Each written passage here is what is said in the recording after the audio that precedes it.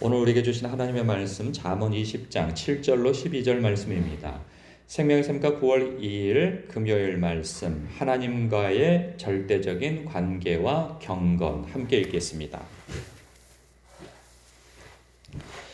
온전하게 행하는 자가 의인이라 그의 후손에게 복이 있느니라. 심판 자리에 앉은 왕은 그의 눈으로 모든 악을 흩어지게 하느니라. 내가 내 마음을 정하게 하였다. 내 죄를 깨끗하게 하였다 할 자가 누구냐? 한결같지 않은 저울추와 한결같지 않은 되는 다 여호와께서 미워하시느니라. 비록 아이라도 자기의 동작으로 자기 품행이 청결한 여부와 정직한 여부를 나타내느니라. 듣는 귀와 보는 눈은 다 여호와께서 지으신 것이니라. 아멘. 7절에 보면 온전하게 행하는 자가 의인이라 그의 후손에게 복이 있다 말씀하시죠. 온전하게 한다는 것은 무엇일까? 이게 좀 추상적으로 들려요. 포괄적이죠. 지금까지 지혜로운 자, 하나님의 말씀을 사랑하는 자, 의인, 명철한 자라고 요약할 수 있는데 그렇게 하나님과 사이가 좋은 사람을 의인이라고 했어요. 그래서 하나님의 말씀의 통치를 기꺼이 따르고 기쁘게 받으며 사는 사람, 그러한 사람을 의인이라. 그러니까 온전하게 행하는 자는 곧 의인이라 말씀하는데 그렇게 하나님 안에서 말씀 안에서 통치를 받으며 하나님을 경외하는 자가 의인이고 온전케 행하는 자 된다고 하는데 그런 생각을 갖습니다. 이 말씀을 보면서. 그러면 우리가 하나님의 말씀에 순종하며 이렇게 말씀의 통치를 받으며 사는데 그 순종할 때 갈등하면 안 될까? 항상 기쁘게만 순종해야 순종하는 걸까 싶은 생각이 듭니다. 그런데 꼭 그렇지만도 않다는 생각이 들어요. 왜냐하면 예수님께서 그런 말씀하시잖아요. 이렇게 아들 둘이 있는데 그 첫째에게 포도원에 가서 일 좀 해다오라고 그렇게 아버지가 부탁을 하는데 네 하고 가다가 딴 길로 샌단 말이죠. 그러니까 대답은 잘하는데 기꺼이 순종은 하는 모습은 보이는데 실제로는 순종을 하지 않는 거죠. 그리고 둘째 아들한테도 똑같은 말씀을 하죠. 그래서 얘야 포도원에 가서 일 좀 해다오 그랬더니 둘째 아들은 아유 싫어요 오늘 가기 싫단 말이에요 하고 막 이렇게 짜증을 부리고 안 가요. 그런데 나중에 생각해보고 아이고 내가 이러면 안 되지 에이 가서 일해야지. 아버지 앞에서는 싫다고 얘기하고 짜증을 내고 했지만은 돌이켜 가서 일했단 말이죠. 그러면 누가 순종한 자냐? 예수님이 되물으시죠. 그랬더니 그 주변에 있는 사람이 둘째입니다 라고 얘기를 한단 말이에요. 그렇다라고 하면서 그 다음 말씀을 이어가시는데 똑같죠. 우리 삶 가운데에서도 하나님의 말씀과 내 뜻이 하나님의 뜻이 충돌되어질 때 갈등이 일어난단 말이에요. 갈등 없는 사람이 있을까요? 갈등이 일어나요. 자기의 욕심과 이권과 관계가 없으면 욕심이 없죠. 그런데 이것만 눈 질끔 감으면은 좀 하나님의 말씀이 여기서 떠오르지 않고 나한테 간섭을 하지 아니하시면 이거 내가 좀 붙잡고 싶은데 라고 싶은 마음이 참 간절히 일어날 때가 있어요. 그때 갈등이 막 일어나고 그러죠. 이 기쁜 마음이 안 돼요. 그래도 억지로라도 그래 하나님께서 이거 기뻐하시지 않으셔 하고 선택을 한다면 순종하는 거죠. 하나님 앞에. 하나님께서 기쁘게 여기시는 거죠. 근데 말은 그렇게 해야죠 하고 모든 사람이 다 그렇게 할 것처럼 모든 사람 앞에서 저 사람은 당연히 그렇게 할 사람이야 라고 여기는데 뒤에 가서는 순종 안 해요. 그러면 누가 순종하는 자이겠습니까? 이럴 때에는 정말 갈등하면서도 억지로라도 그래 이게 하나님의 뜻이지 난 몰라 하나님께 다 맡길랜다 하고 하나님의 뜻에 순종한 사람 하나님께서 귀히 여기신다는 말씀이죠. 근데 이렇게 갈등하면서도 하나님의 통치와 말씀의 다스림을 받으려고 하는 그것을 누가 지켜보는가? 자녀들이 지켜본다는 거죠. 가까이 있는 사람들이 지켜봐요. 교회 안에서도 신앙이 여린 사람, 연약한 사람, 다 신앙이 성숙하다고 하는 사람들을 지켜보고 있어요. 그럴 때 그의 결정적인 선택이 무엇일까? 늘 지켜보죠. 그래서 나중에 자신의 신앙이 좀 여물어져 갈 때 똑같은 갈등이 있을 때 그래 우리 아버지는 우리 어머니는 이때 어떻게 선택하셨을까? 그 전 권사님, 집사님, 목사님은 어떻게 선택하셨을까? 그때 그것이 떠오른단 말이죠. 그래, 그분들도 이렇게 해서 하나님 앞에 복 받고 그리고 하나님 앞에 의롭다 여김 받고 칭찬 받으셨지. 그래, 나도 이렇게 할란다. 이 마음 갖는다 하는 거예요. 그래서 형통의 길, 복의 길, 생명의 길로 가게 되어진다는 말씀을 오늘 해주고 있습니다. 8절 심판 자리에 앉은 왕은 그의 눈으로 모든 악을 흩어지게 하느니라. 이 말씀은 심판 자리에 앉은 왕은 그의 눈으로 모든 악을 다 이렇게 낱낱이 드러내 줄 수 있다 하는 것이죠. 그러니까 그 앞에 감히 숨기려고 들지 말라는 거예요.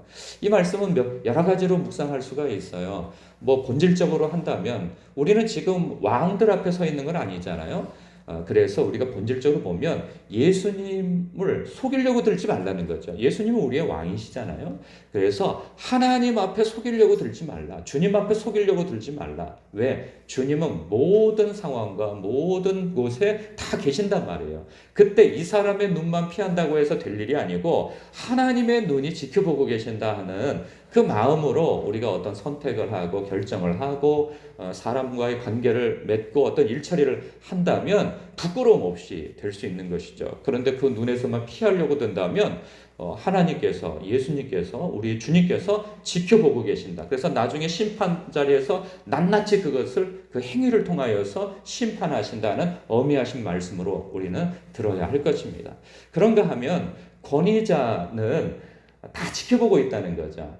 여러분들도 많은 경험을 통해서 아시겠지만 사장님 자리에도 계시고 어떤 권위자의 자리에 앉아 계시잖아요. 그러면 이게 그 직원들의 행동 다 알아요. 사장님들은. 그 뒤에도 눈이 달려 있어요. 그래서 이 사람이 게으름 피우는 사람이냐, 일하는 사람이냐, 앞에서만 일하는 사람이냐, 뒤에서도 일하는 사람이냐, 다 간파한단 말이죠. 사장님들은 그래요. 그래서 앞에서만 잘하는 척 이거 다 필요 없다는 거죠. 뒤에서도 죽게 하듯 행하고 정직하고 충성되고 신실하게 행하면 그거 다 그의 공로로 인정받고 정말 저 사람이 신실한 사람이야, 정직한 사람이야, 충성되게 일하는 사람이지 다 알아본다는 거죠. 그러니 그 앞에서만 피하려고 하지 말라 하는 그 말씀으로도 우리가 받아야 할 것입니다. 9절을 보면 내가 내 마음을 정하게 하였다, 내 죄를 깨끗하게 하였다 할 자가 누구냐. 하나님 앞에 감히 저는 다 용서받았어요, 저는 깨끗해요 이런 말 할 자 없다는 거죠. 은혜에 가까울수록 은혜 받은 사람은 이런 말 함부로 못합니다. 왜? 이게 빛이 가까울수록 하나님의 빛이 내게 늘 머물러 있고 그것이 하나님과 가까이 내가 있을 때 나의 허물과 죄가 드러나게 되거든요. 하나님 앞에 용서받았다 할지라도 그 은혜의식 때문에 사람들 앞에서 감히 나는 깨끗하다, 그런데 너는 아니냐, 이런 자랑할 수 없단 말이죠. 그래서 참 이게 내가 내 마음을 정하게 하였다, 내 죄를 깨끗하게 하였다, 이거 누가 그런 말 할 수 있나요? 사람들 앞에서 자랑한다는 거죠. 그래서 우리가 이런 영적인 내가 거룩하네, 그렇지 않네, 그리고 어떤 부분에 있어서 사람들 앞에 이렇게 자랑하는 거, 이거 조심해야 한다 하는 말씀을 우리가 받아야 할 것입니다. 자랑은 참 조심해야 돼요.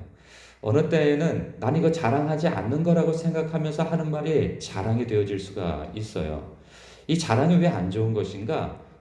사람들은 자랑하는 거 안 좋아해요.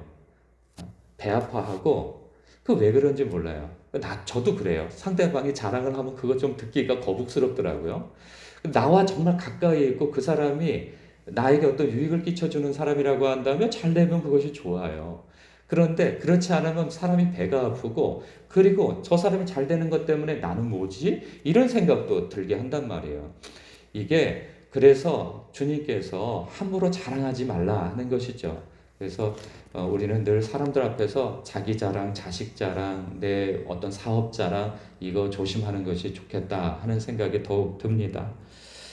10절 한결같지 않은 저울추와 한결같지 않은 되는 다 여호와께서 미워하시느니라. 우리는 다 여러 성도님들도 사업하시는 분, 장사하시는 분 저마다 계시는데 이 말씀은 정말 이 마음에 새겨서 들어야 할 말씀일 것입니다. 하나님께서 불길과 같은 눈으로 쳐다보고 계신다는 거죠. 사람을 속여도 하나님을 속일 수 없다 하는 그 마음으로 이 말씀을 받아야 할 것입니다. 이런 일들은 아직까지도 이 대한민국 땅에서도 많이 일어납니다.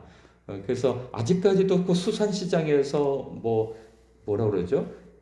무슨 치기라고 하는데 그 전문 용어가 있더라고요. 물치기인가 하여간 이렇게 해서 자꾸 이거 저울을 속이는 행위를 한다고 아직도 뉴스나 이런 데에서 고발이 나오고 그러는 거 보면 우리가 사람을 속이는 거 이거 하나님을 속이는 거와 같다라는 마음으로 늘 두렵고 떨림으로 살아야 할 것입니다.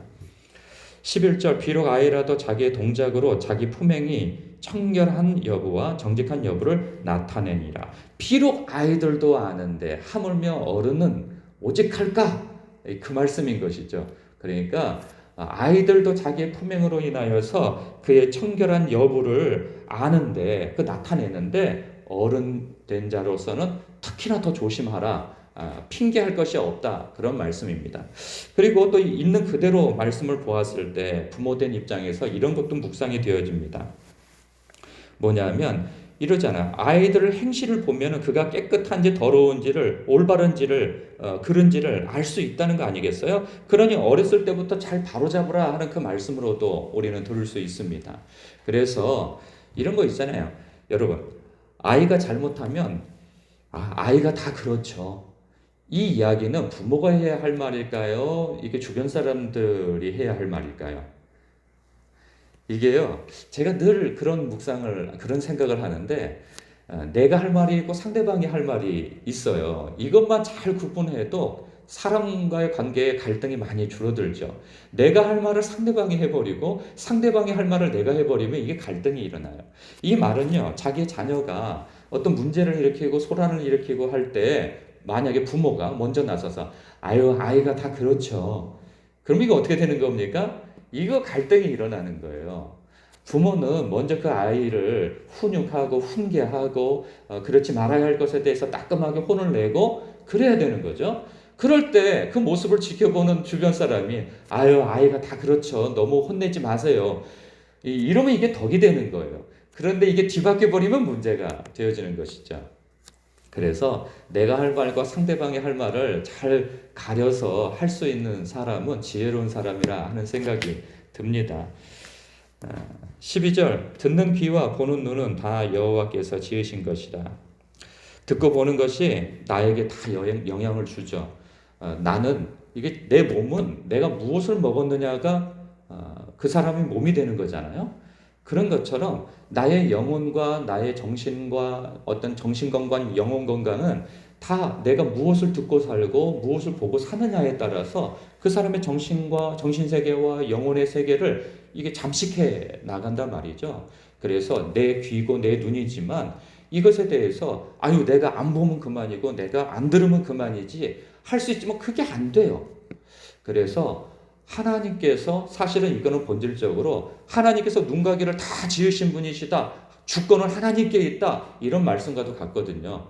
그래서 내가 듣고 보는 것에 대해서 주님, 내가 듣는 것을 가려듣게 하옵소서. 내가 보는 것을 가려서 보게 하옵소서. 내가 듣고 보고 하는 하나님의 말씀도 듣고 볼 때 들을 귀 있게 하여 주옵시고 말씀을 본 것에 있어서 바른 통찰력을 얻게 하여 주옵소서라고 우리는 내 귀이고 내 눈이지만 하나님 앞에 기도함으로 이 주권자이신 하나님께 기도함으로 분별력 있게 듣고 볼 수 있는 내가 되게 해달라고 간구도 해야 할 것입니다.